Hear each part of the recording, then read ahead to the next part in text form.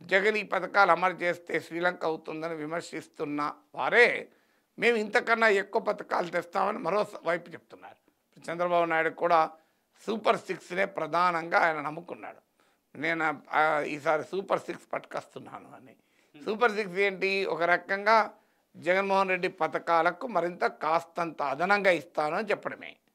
So ఈ అంటే welfare schemes పైన సైద్ధాంతికంగా ఎవరేం మాట్లాడినా గ్రౌండ్ లెవెల్లో ఆ సంక్షేమ పథకాలకు పొలిటికల్ ట్రాక్షన్ ఉంది అని అందరూ అంగీకరిస్తున్నారు.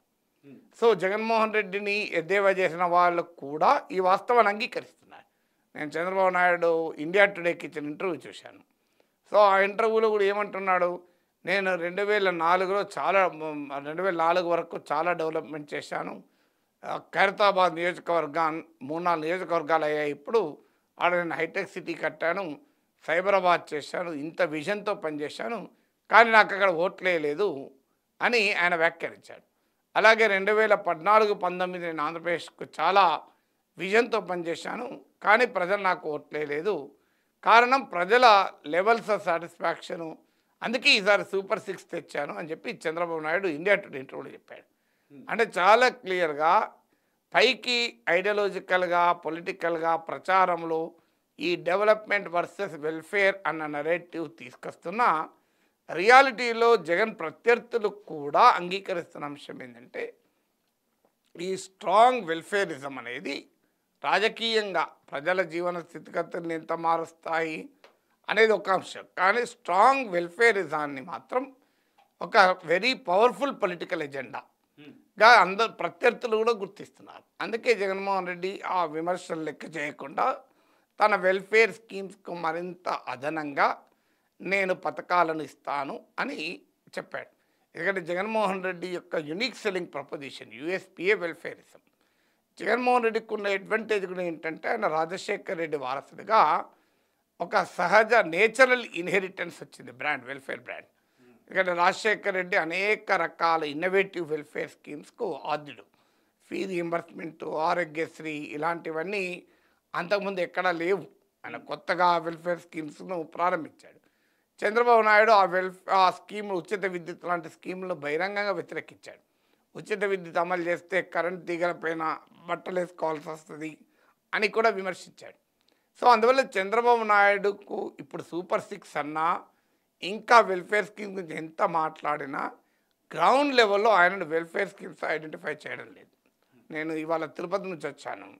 ఆ టాక్సీ డ్రైవర్తో మాట్లాడుతుంటే చెప్తున్నాడు, పట్టణాల్లో టీడీపీ ఉన్న గ్రామాల్లో ఇంకా జగన్ పట్ల గట్టిగా ఉన్నారు సార్.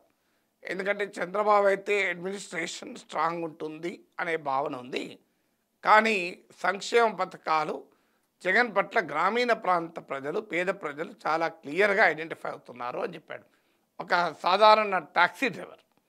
అందువల్ల పొలిటికల్ ఎజెండాగా వెల్ఫేరిజాన్ని జగన్ అనివార్యంగా తన ప్రత్యర్థులు కూడా అంగీకరించే స్థితికి తీసుకొచ్చాడు. నేను అందుకే చంద్రబాబు నాయుడు ఇండియా టుడేకి ఇచ్చిన ఇంటర్వ్యూలు కోట్ చేశాను.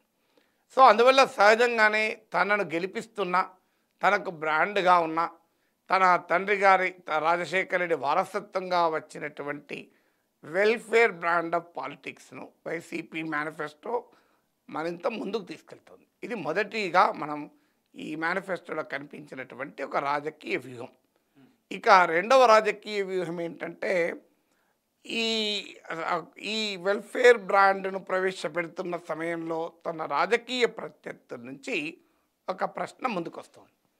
డెవలప్మెంట్ను నెగ్లెక్ట్ చేశాడు, అభివృద్ధిని దెబ్బతీశాడు అని, అప్పులు చేసి సంక్షేమాన్ని పంచుతున్నాడు, నేనైతే సంపద సృష్టించి సంక్షేమాన్ని పంచుతాను అంటూ చంద్రబాబు నాయుడు ఒక పొలిటికల్ నరేటివ్ ముందు పెట్టాడు.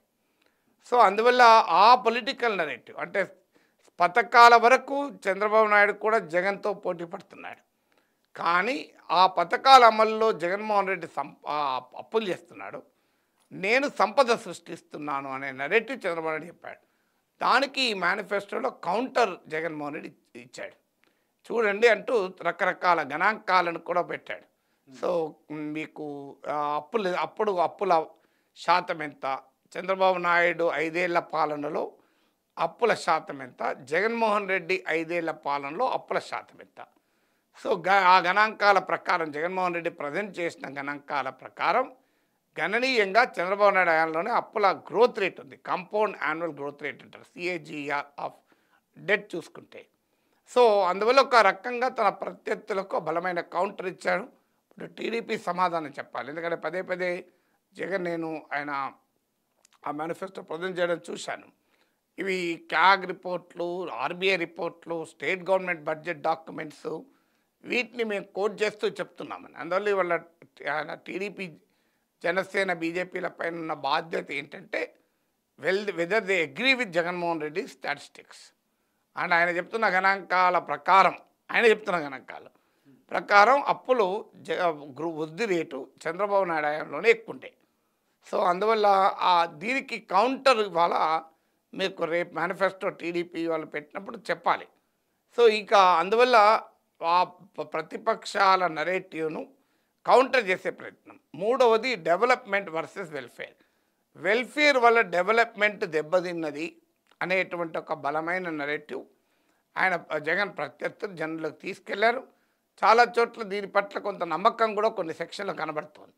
అందుకే గతంలో గ్రాడ్యుయేట్ ఎమ్మెల్సీ ఎలక్షన్లో రాష్ట్రమంతా టీడీపీ గెలవడము, పట్టణాల్లో మిడిల్ క్లాస్లో, అప్పర్ క్లాస్లో ఈ భావన, ఈ నరేటివ్ కొంత జనంలోకి వెళ్ళిన మాట నిజం.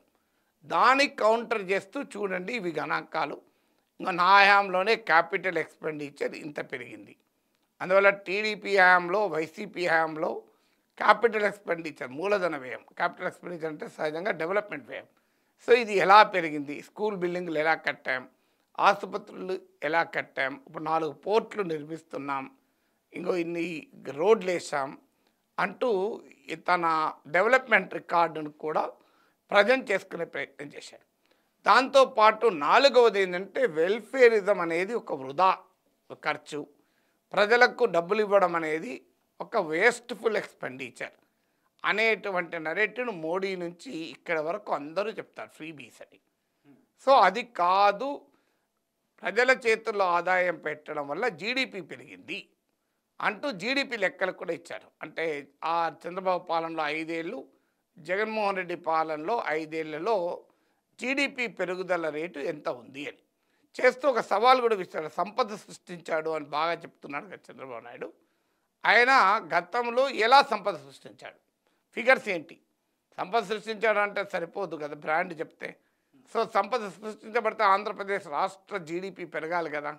సో అందువల్ల గణాంకాలతో కౌంటర్ చేయడం ఒక పాజిటివ్ సైడ్. ఎందుకంటే ఎలక్టోరల్ డిస్కోర్సు, పొలిటికల్ డిస్కోర్సు దేశంలో ప్రధానమంత్రి స్థాయిలోనే అబద్ధాలతో నడుస్తుంది. మంగళసూత్రాలు తీసుకెళ్తారు, ఇట్లాంటి స్థాయికి రిజర్వేషన్లు తీసుకెళ్ళి ఎస్సీ, ఎస్టీ, బీసీ రిజర్వేషన్లు ముస్లింలకు ఇస్తారు, ఇలాంటివన్నీ మోడీ మాట్లాడుతున్నాడు. సో అలా పచ్చి అబద్ధాలతో ప్రచారం చేయడం కన్నా తన పాలన, చంద్రబాబు పాలన పైన కొన్ని గణాంకాలతో ఒక ఎలక్టోరల్ డిస్కోర్సు జగన్ ప్రారంభించాడు.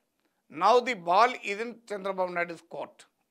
ఈ గణాంకాలను కౌంటర్ చేస్తూ ఇది నిజమా కాదా ఈ స్టాటిస్టిక్స్, ఎందుకంటే అల్టిమేట్లీ స్టాటిస్టిక్స్ ఇది పబ్లిక్ ప్రాపర్టీ, అది వైసీపీ ప్రాపర్టీ కాదు కదా. ఎందుకంటే ఇప్పుడు క్యాగ్ లెక్కలు ఉంటాయి, ఆర్బీఐ లెక్కలు ఉంటాయి, బడ్జెట్ గణాంకాలు ఉంటాయి, ఫ్యాక్ట్స్ ఆర్ ఫ్యాక్ట్స్. సో ఆ ఫ్యాక్ట్స్తో తన వాదన వినిపించాడు. సో ఆ వాదన నిజమా అబద్ధమా అనేది ప్రజల ముందు తన ప్రత్యర్థులకు కూడా చెప్పాలి. అందువల్ల ఒక రకంగా ఎఫెక్టివ్ పబ్లిక్ డిస్కోర్స్ అంటే తన వెల్ఫేర్ మోడల్ని మరింత విస్తృతంగా ఎలా అమలు చేస్తా అని చెప్పాడు. తన వెల్ఫేర్ మోడల్ వల్ల రాష్ట్ర ఆర్థిక పరిస్థితి దిగజారుస్తుంది, రాష్ట్ర అభివృద్ధి దెబ్బతింటుంది అన్న ప్రత్యర్థుల వాదనకు కూడా గణాంకాలతో సాధికారిక సోర్సెస్ను కోట్ చేస్తూ ఒక బలమైన కౌంటర్ ఎత్తిచ్చాడు. సో ఇది ఒక మనం పాజిటివ్గా చెప్పుకోవాలి. ఎందుకంటే ఎలక్టోరల్ డిస్కోర్సు జగన్ వాదనతో అంగీకరించినా అంగీకరించకపోయినా అందరూ అంగీకరించాల్సిన మౌలిక అంశం ఎలక్షన్ డిస్కోర్సు అనేది